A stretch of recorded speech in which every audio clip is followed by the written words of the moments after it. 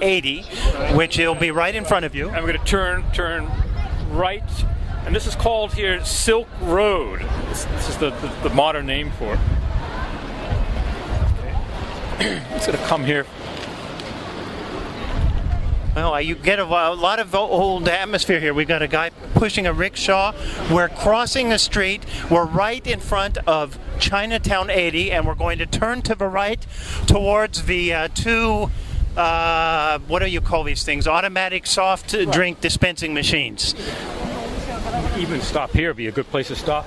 Okay, let's stop here and hear what is the connection between this corner and the literary stroll through Yokohama. Okay, this area here, actually, today is called Silk Road. But this is at one time, at the edge of Chinatown, this is called Bloodtown. Bloodtown. And it got its name from the bloody altercations between sailors ashore. Wait a minute. We're going to be talking about Jack London, right? Oh, we're going to be talking before Jack London, there's one other person I want to introduce. So Hearn arrived in 1890. Okay, actually Carey's Hotel too, we could describe as part of the Bloodtown. Bloodtown basically was an area of grog shops. Grog meaning a kind of a low-class liquor, very potent stuff, and that was the point. To drink yourself to oblivion, and the sailors would drink a lot, and they would get in very, very fights. Apparently, you find bodies littered with bodies here. Very, very rough area. It was formed as early as the 1860s. You find descriptions of kind of the grog shops, appearing in this area. For those tourists who are arriving now, is this still a rough neighborhood? Watch out. Watch out. Hey, no, I'm sorry. No, not at all. Not at all. It's very, no, not at all. It was a rough neighborhood probably through the early 1970s. So for the last nearly 40 years now, it's been tamed, okay? Used to be the Wild West of the Orient, Yokohama. No longer. Now very, very safe, so please don't feel any anxiety about coming to Chinatown. Anyway, so this area of Bloodtown, okay? Who are these sailors? A lot of them, they worked on whaling ships, or they worked on sealing ships. What's a sealing ship? Well, you know about whaling, how everyone probably read Moby Dick, or whaling is still practiced. Sealing, though, was not as sophisticated, very unsophisticated way of harvesting animals. Basically, you went ashore, you clubbed them to death. It was a bloody endeavor. But these sealing ships, actually, depending on the season, they spent a lot of time here in Yokohama before they went north. Okay, which were to the islands where the seals, where they were breeding, where they're called rooks, I guess, where the sealing rooks were. They spent a lot of time here spending all the money they made, okay, in the grog shops. I should also add the Bloodtown, too. There were a lot of the women who worked in them, a lot of them from the Bonin Islands, because they were the Bonin Islands. It was also a whaling station, and there were a lot of women were the daughters of marriages or relations or liaisons between foreign sailors and native women. So the point is they were very attractive and they spoke English, which recommended them for work in the Bloodtown area. Okay, so sealers were here, and what do you find? Okay, so in 1890 Hearn came. It was 2 years later that Rudyard Kipling. Oh my goodness. There's a Kipling connection to Yokohama? There's a Kipling connection. It's actually his second time in Yokohama. He'd been here, I believe it was probably in the 1880s. Second time was 1892, which time he was already, a very famous writer. Unlike Hearn came here and he was very much looked at with almost naive eyes at Japan. Kipling was already a globetrotter, a world traveler, a man who'd, lived many years in India. I believe he was born in India. He traveled widely. So Japan, he was not, as enchanted as Hearn was. Hearn, had the pixie dust in his eyes, not Kipling. Kipling looked at it. He could be sardonic. He could step back and find good things. Look at a very, very, and a sense a more honest approach to Japan. He wasn't mesmerized. Anyway, so Kipling came here, and eventually, apparently, he also visited Bloodtown. I don't think he'd be probably the type to really knock back, get in a fight. He wasn't a young man by then even, but he certainly, we can surmise that he visited, because what he did was he wrote a poem called The Rime of the Three Sealers. Now, it is a ballad, okay? A ballad, and a ballad is something that usually about a hero. It's heroic. It has a certain rhythm. It can be almost sung. A lot of ballads are also songs, but it's also a form of poetry. And Kipling kind of, it was kind of a moribund form by the time, 1890s, but Kipling kind of revived it, wrote some very, very powerful ballads. And so are you going to sing this for us, Bert? I can if you'd like me to. Go for it. Okay. Anyway, a little more background. So Kipling comes here. At the time he was here, it was a summer, sealing ships were in port. And I'm not sure how many years earlier, but there was a famous battle or fight between 3 sealing ships up in the Bering Sea between the Aleutians and Kamchatka islands up there. 3 ships, all sealers. They were all fighting over, the pelts and the rights, and they're all actually poaching because it was illegal. They weren't supposed to be up there. Okay, it was actually Russians had claim to it, so they're all poaching. And it was a bloody affair, a very famous encounter between 3 sealing ships.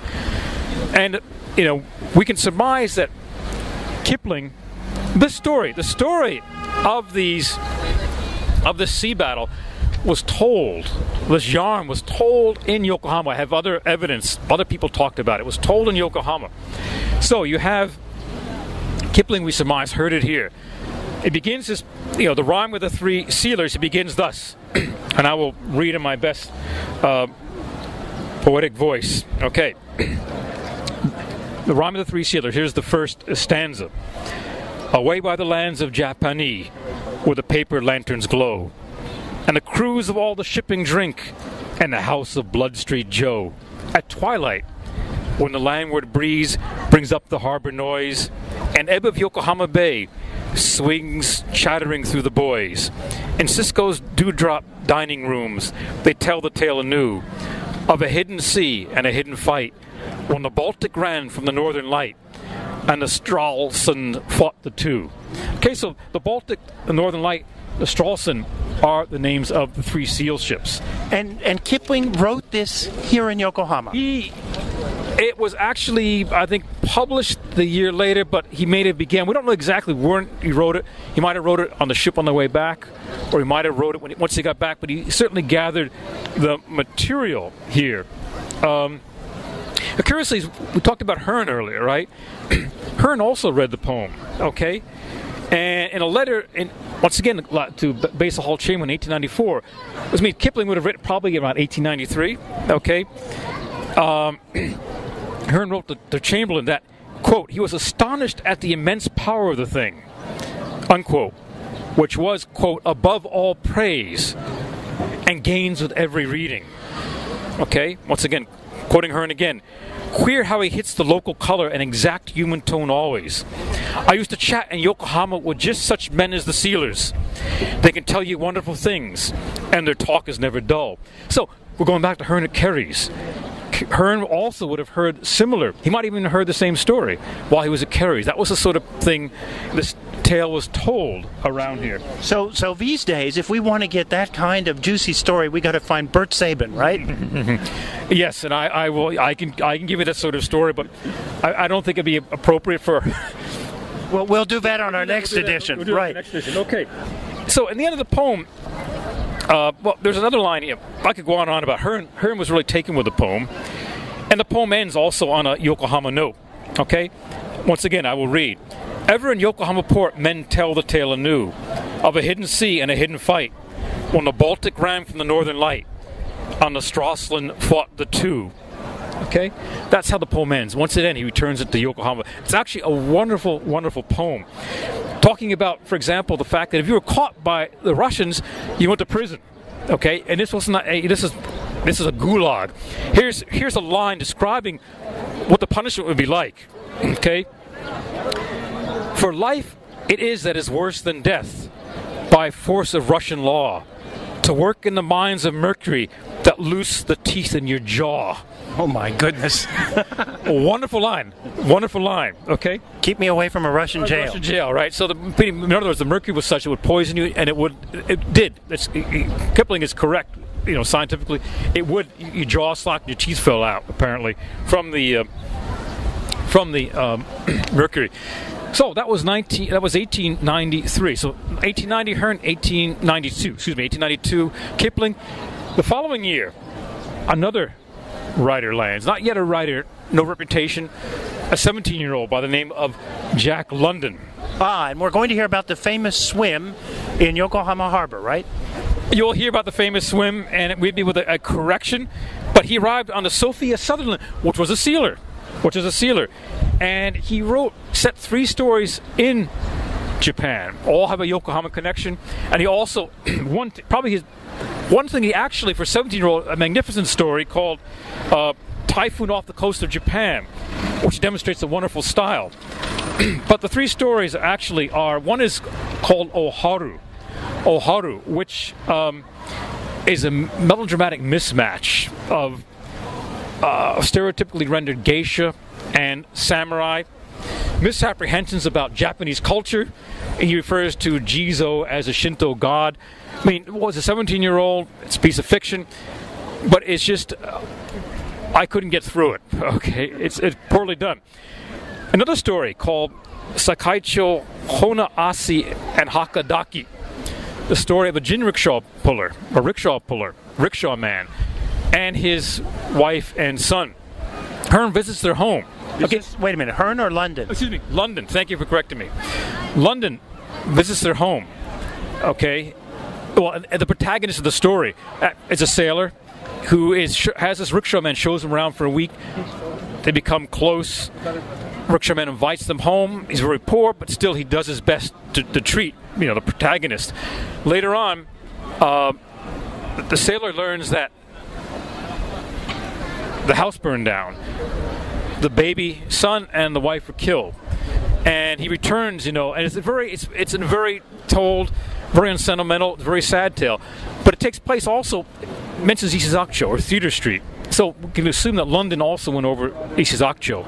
Okay, and the third story is, as you alluded to earlier, is a night swim in Yedo Bay, which actually there are 2 versions, 2 different titles that are both slightly different, and they're both based on the story of a sailor having swum from Bloodtown, got drunk, swum back to his ship in harbor, being mistaken. Well, police and his shipmates, everyone thought he drowned, but actually he didn't.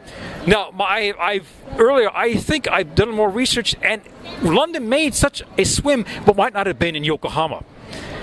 And he might have taken that swim and kind of put it on, combined it here.